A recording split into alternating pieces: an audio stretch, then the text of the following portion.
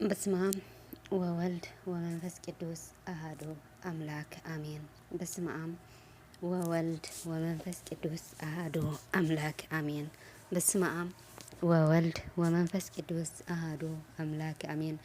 ሰላም ሰላም ስድራሉት እግዚአብሔር ከመይ ትውዕሉ ከመይ ተምሲኡ አና አምላክ ይመስገን ሰላም እየ ከምቲ ኣነ ሰላም ዘለኽዎ ሰላም ክትኮን ደሞ ባዕድ ምሎ ተስፋ እየ ንሎም ማዓንቲ ኸዓነ ነብስኻ ኣይትጉዳእ ሞት መዕረፊ ኣይኮነን እትብል ሓፃር ርእስቲ ሒዘልኩም መፅእ ኣለዋ ሓቢርኩም ንክፅንሑ ትሕትና የለዎ ንነብስኻ ኣይትጉዳእ ሞት መዕረፊ ኣይኮነን ንዓኻ ንዓኺ ነቲ ኩሉ ነገር ጸልሚቱኒ መዋፅኦ የብለይን እንተሞትኩ ይሕሸኒ ኢልካ ብቓንዛ ተዋሒጥካ ዘለኻ ወርሓዊ ሓፍተይ ቅድሚ ናብቲ ዘይመለስ ጉዕዞ ምኻድካ ነዚ ሓንቲ ደቂቃ ወሲድካ ነዚ ሓቂ ስማዕ እዚ ድምፂ እዚ ድምፂ ህይወት እዩ ቀዳማይ መለኮታዊ ትእዛዝ ጠጠው በለ ግና ተስፋ ኣሎ ኣብ ግብረ ሐዋርያት ምዕራፍ 16:28 እቲ ሓላዊ እስር ቤት ኩሉ ዝጠፍኦ መሲልዎ ጉርዲ ምስ መልሐ ግራዱ ምስ መልሐ ነፍሱ ክቐትል ምስ በለ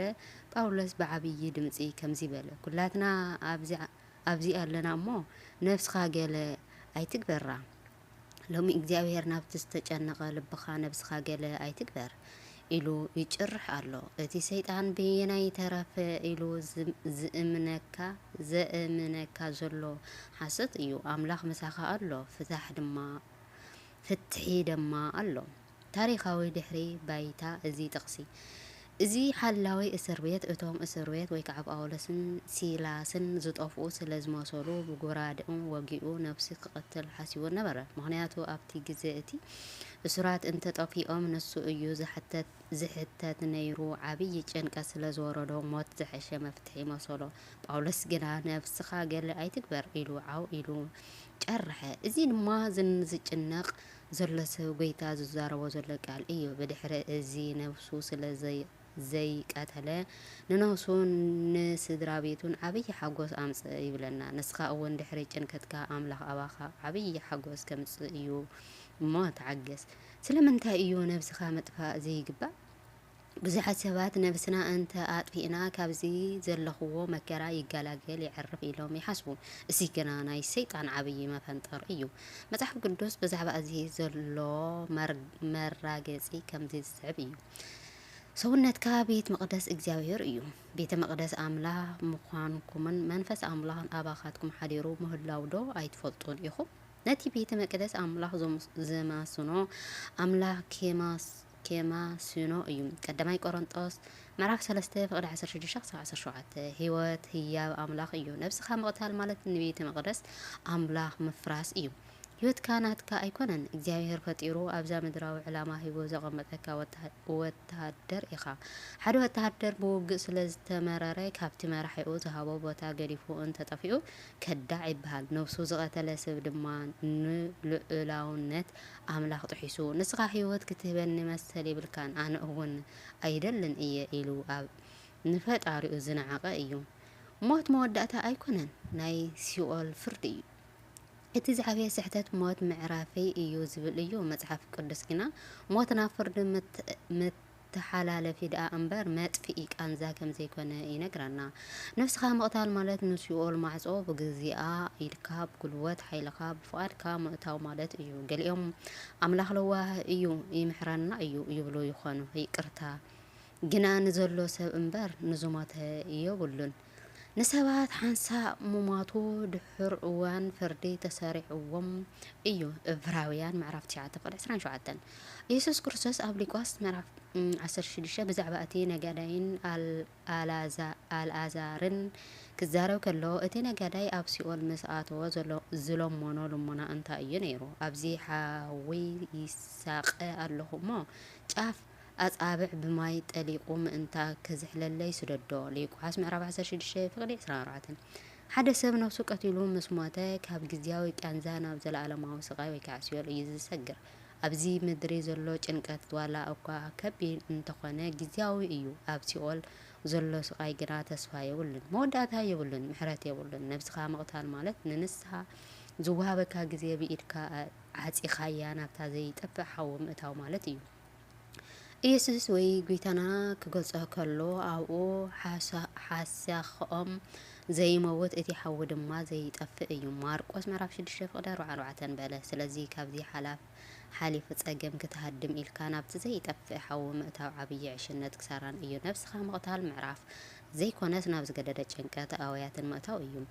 ኣይትቕተል ዝብል ትእዛዝ ኣብ 10 ትእዛዛት ኣይትቕተል ዘጸአት ምዕራፍ 20:13 ይብለና። እዚ ትእዛዝ እዚ ንኻልኦት ጥራይ ዘይኮነስ እንገዛ ነፍስና ምቕታል እውን ይኽእለካ እዩ። ነፍስኻ ምቕታል ብደም ዝተጨማለቐት ኢድ ሒዝካ ኣብ ቅድሚ ፈጣሪ ምቕራብ እዩ። ኣስተውዕል። እቲ ኣብ ሲኦል ዘሎ ጭንቀት ማይ ሂውኒ ዝበለ ዘይኮነስ ጫፋ ጻብዕ ብማይ ጠሊቓ ከንፈረይ የዝሕለለይ ዝበለ ዓብዪ ስቃይ እዩ። ሎሚ ኣብ ምድሪ ዘሎ ጭንቀትካ ማይ ክትሰቲ ክትኽእል ኢኻ፣ ክትድቅስ ትኽእል ኢኻ። ተስፋ ኣሎ። ኣብ ሲኦል ግና ተስፋ የለን፣ ማይ የለን፣ ዕረፍቲ የለን። ነዛ ሓጻር ህይወት ጸሊእ ኢኻ ናብቲ ዘለኣለማዊ ጸልማት ኣይትስደድ። ጅግና ስለ ዝኾንካ ኢኻ ቃልሲ ዘለካ። ህይወት ቃልሲ እዩ። እዞም ሎሚ ዕውታት ትብሎም ሰባት ትማሊ ከምዚ ናትካ ዝገደደ ጸልማት ዝሓለፉ እዮም። ካብ ጳውሎስ ተምሃር። ጳውሎስ እቲ ነብስካ ኣይትጉዳ ዝብል ሃዋርያ ባዕሉ እውን ብዙሕ ግዜ ተስፋ ክሳብ ምቑራጽ በፂሑ ነይሩ እዩ። ካልኣይ ቆሮንጦስ ምዕራፍ 1:6 ግን ብተስፋ ብእምነትካን ስለ ዝጸናዕካ ንዓለም ዘይቕየር ሰብ ኮይኑ ሽግርካ ግዝያዊ እዩ። እዚ ሕጂ ዘሎ ማዕበል ክሓልፍ እዩ። እቲ ንብዓትካ ናብ ሓጎስ ክቕይር እዩ። እግዚአብሔር ንታሪኽካ ገና ኣይውድኦን። ነቲ መጽሓፍ ኣብ መንጎ ዛንትኡ ርእስኻ ኣድኒንካ ናብ ወለዶ እትፍጽሞ ዓብዪ ክድዓት ሕሰቦ እሞ ኣዴኻ 9 ወርሒ ተሸኪማ ብምሕረት ወለዳ ጡባ ኣጥቢባ ወደይ ወይ ጓዕጓለይ ክዕብየለይ እዩ ምርኩስ እርግርናይ ክኾነኒ እዩ ኢላ ተስፋ ዝገበረትልካ ፍጥረት እያ። ኣቦኻ ካብ ንጎ ክሳብ ምሸት ተሰዲደን ደኺመን ብዛዕባኻ እንሆ ሰብ ኮይኑ ኢሉ ዝሕበነልካ እዩ። እቲ ካሕሳ ደኣ እዚ ድዩ? ነቲ ኩሉ ጻዕሮምን ፍቕሮምን ብገመድ ወይ ብመርዚ ወይ ብኻልእ ኣሰቃቂ ኣማውታ ምፍዳይ ዓብዪ ጭንቀት ክድዕን ኣይኮነን ድዩ? ስንካ ክላዓል ከሎ ንብዓት እዩ ዝቕድሞ። ሰብ በብህይወቶም ሞት ክመውቱ ከሎ ኣምላኽ ምሕሮ ተባሂሉ ይሓዝነሉ እዩ። ነፍሱ ዝቐተለ ግና ውላድ ኮነ ቆርበት ሰብ ስሙ ክላዓል ከሎ ብጽቡቕ ኣይዝከርን። እቲ ኣማውታ ዘይመጽእ ንዓታቶም ኣብ ሕብረተሰብ ነውሪ እዩ ዝኾኖም። ስለምንታይ ነቶም ዘዕበኻዮም ለውሃት ዘለኣለማዊ ሕብረትን ቃንዛን ትወርሰሎም? መፍትሒ እንታይ እዩ? እዚ ሕጂ ዘለኻዮ ስምዒት ሓሶት ምዃኑ ፍለጥ።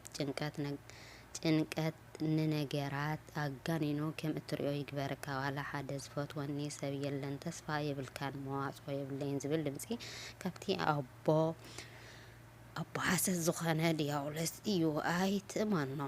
ናይ ጽባሕ ሂወትካ ብናይ ሎሚ መንጽር ኣይትርኣዮ። ሎሚ ጸልማት ስለ ዝኾነ ጽባሕ ጸልማት እዩ ማለት ኣይኮነን። ታሪኽካ ግና ኣይውዳእን። ተዛረብ። ሰይጣን ብሕቡእ እዩ ዝሰርሕ። እዚ ሓሳብ ምስ መጸኻ ብጋህዲ ንሓደ እሙን ሰብ ንካህን ወይ ንዓርከይ ከምዚ ይስምዐነሎ ሓግዘኒ ኢልካ ትዛረብ። ምስ ተዛረብካ እቲ ጸርፊ ይፈኽሰልካ። ናይ ስነ ልቦና ሓገዝ ወይ ሕክምናዊ ሓገዝ ምሕታት ድኻም ኣይኮነን። ኣምላኽ ነዞም ሰባት እዚኣቶም እውን ንኽሕግዙና እዮም ፈጢርዎም። ኢዮብን ኤልያስን ዘክር። ኢዮብ ኩሉ ንብረቱ ጠፊኡ ደቂ ሞይቶም ሰውነቱ በልዩ ኩሉ እኳ እግዚአብሔር ሂቡ እግዚአብሔር ወሲዶ ስም ይባረኽ ስለ እምበር ነብሱ ኣይቀተለን። ኤልያስ እውን ይኣኽለኒ ቅተለኒ ኢሉ ነበረ። ኣምላኽ ግና ኣይቀተሎን። የገዳስስ ምግቡ ሓድሽ ሓይሊ ሂቡ ንዓኻ እውን ሓድሽ ምዕራፍ ኣለካ። አሜን። ወስብሐት ለእግዚአብሔር ወለወላዲቱ ድንግል ወለመስቀሉ ክቡር። እንዘንተወተኩ በአፈ ትጉሃን መላእክቲ ተዓረመላይ